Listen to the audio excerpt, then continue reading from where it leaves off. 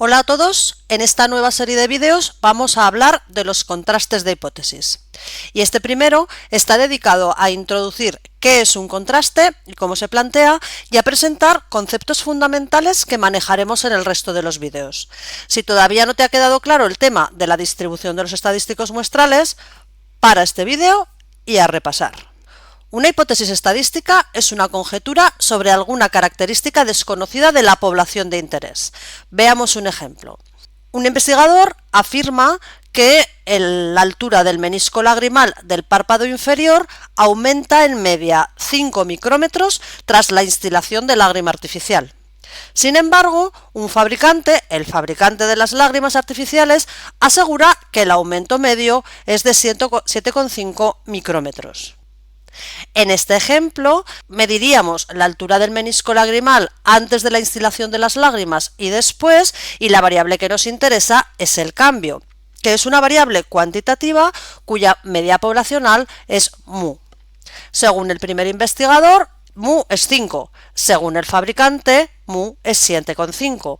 ¿Quién de los dos tiene razón? Para ver quién tiene razón, tendremos que tomar datos. En nuestro ejemplo podemos seleccionar una muestra aleatoria simple de 9 ojos sanos y medir el aumento en la altura del menisco lagrimal después de haber instilado las lágrimas. Obtenemos los estadísticos muestrales, la media muestral y la desviación típica muestral, y se obtiene que la media es de 6,767 micrómetros. ¿A cuál de los dos le darías la razón? Antes de responder a esta pregunta, vamos a ver cómo plantearíamos el problema. En un contraste de hipótesis intervienen la hipótesis nula, que denotamos con H0 y es sobre la que buscamos evidencias en contra, y la hipótesis alternativa, que la denotamos con H1. En nuestro ejemplo, nuestra característica es el cambio en la altura del menisco lagrimal, variable cuantitativa continua, como hemos dicho, y vamos a hacer conjeturas sobre su media. Si nos ponemos del lado del investigador, diremos que la hipótesis nula es que la media del cambio en la altura del menisco lagrimal es 5 y la hipótesis alternativa es la que dice el fabricante.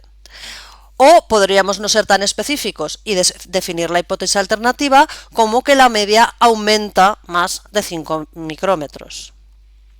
En un contraste, se parte del hecho de que la hipótesis nula es cierta, salvo que los datos de la muestra proporcionen suficiente evidencia en contra. Podemos pensar en la hipótesis nula como un acusado, que siempre es inocente salvo que se demuestre lo contrario, es decir, salvo que se encuentren suficientes hechos en su contra para declararlo culpable.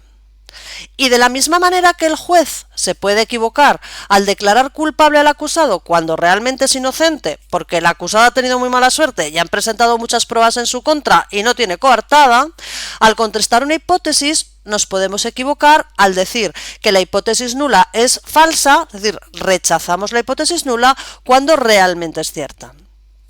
El juez también se puede equivocar al declarar inocente al acusado cuando realmente es culpable, porque no ha visto suficiente evidencia de culpabilidad de las pruebas presentadas. Y en un contraste nos equivocaríamos en ese sentido al aceptar la hipótesis nula como cierta cuando realmente es falsa. Los datos no han aportado suficiente evidencia en contra. Al error que cometemos al rechazar H0 cuando es cierta se le denomina error de tipo 1 y a la probabilidad de cometer este error la llamaremos alfa o nivel de significación del contraste. Esta probabilidad la fija el investigador y tiene relación con el nivel de confianza del que hablamos en la estimación por intervalo. Aceptar H0 cuando realmente es falsa es el error de tipo 2 y la probabilidad de que esto ocurra se denota con la letra griega beta. Fijaos que en ambos casos estamos calculando probabilidades condicionadas. Tendremos que elegir un valor que llamaremos valor crítico, a partir del cual decir que si la media muestral cae a la derecha de ese valor, diremos que está lejos de 5, que los datos no apoyan la hipótesis de que la media poblacional sea 5. Pero ¿cómo de alejado tiene que estar para considerar que la media no es 5? Si obtuviéramos una media muestral por aquí, ¿está cerca o lejos de mu? ¿Y si la dibujamos por aquí? Está un poco más lejos, pero ¿está lo suficientemente lejos? Fijaos que en este caso solo consideramos valores alejados por la derecha porque el fabricante de lágrimas dice que la media es 7,5.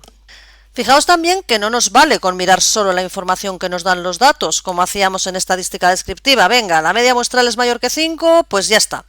Lo que tenemos que hacer es fijar la probabilidad de equivocarnos. ¿Y qué necesitamos para calcular esta probabilidad? La distribución de la media, claro. Vamos a suponer que el cambio en la altura del menisco lagrimal tras la instilación de las lágrimas tiene una distribución normal con una desviación típica de 3 micrómetros. Si la hipótesis nula es cierta, además sabemos que la media es 5. Y entonces la media muestral tiene una distribución normal de media, la misma que la característica en estudio, y desviación típica, la desviación típica de la característica en estudio, dividido por la raíz cuadrada del tamaño de la muestra. Es decir, podemos dibujar esta distribución. Y entonces K, el valor crítico, es el valor de la distribución normal que deja a su derecha una probabilidad alfa. Y este valor lo podemos calcular con R. Si alfa es igual a 0,1, podéis calcular vosotros con R Commander que K sería 6,3 micrómetros. Es decir, diríamos que si obtenemos una media mayor de 6,3 con un nivel de significación de 0,1, rechazaríamos la hipótesis nula. Si hacemos más pequeño el valor de alfa, entonces, lógicamente, el valor crítico se va desplazando hacia la derecha, se va haciendo cada vez más grande. ¿Qué supone en la práctica el nivel de significación?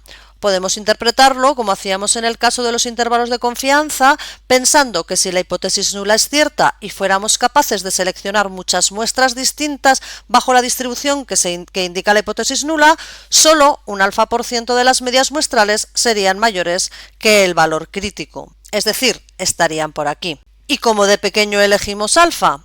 Alfa es una zona de baja probabilidad bajo la distribución que nos indica la hipótesis nula. La distribución que nos indica la hipótesis alternativa tiene la misma forma, ya que hemos dicho que tanto el investigador como el fabricante estaban de acuerdo en que la distribución del cambio en la altura del menisco lagrimal era normal de desviación típica 3, pero, según el fabricante, está centrada en 7,5.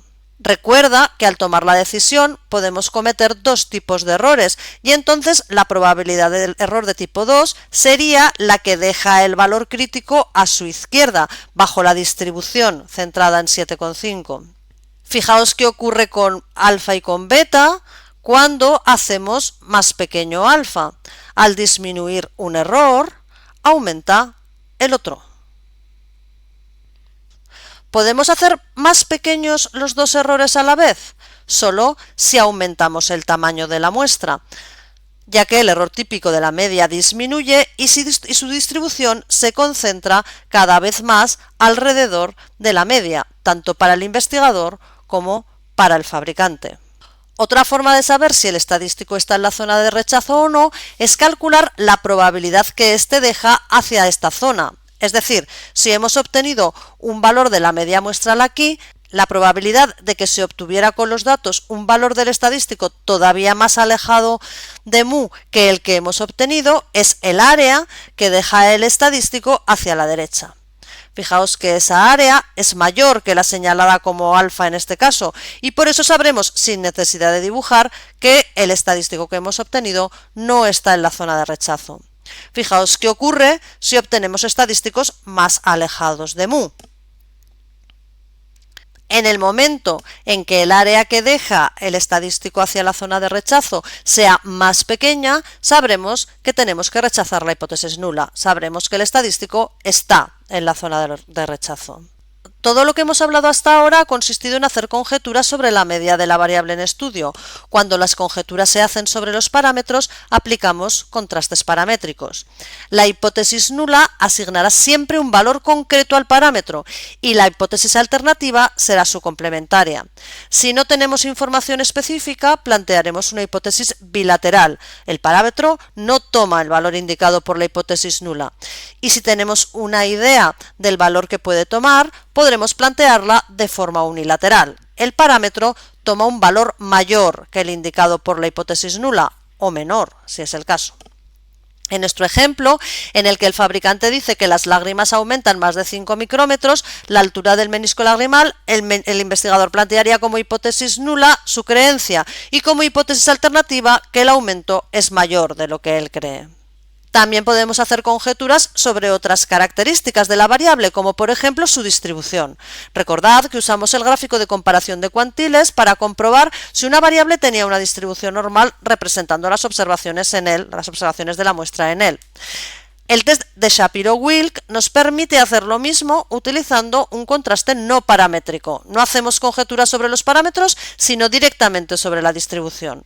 La hipótesis nula será siempre que la distribución de la variable es normal y la hipótesis alternativa que no lo es. En nuestro ejemplo, los datos observados presentan un gráfico de comparación de cuantiles con puntos cerca de la recta y dentro de las bandas, pero dos datos se alejan mucho de ellas. Si aplicamos el test de Shapiro-Wilk, R nos proporciona un estadístico y su p-valor. En este caso no vamos a poder dibujar la distribución del estadístico, W, y tendremos que tomar la decisión con el p-valor. Si fijamos un nivel de significación de alfa igual a 0,05, como el p-valor es menor, sabremos que el estadístico está en la zona de rechazo y no podríamos aceptar que los datos provienen de una normal.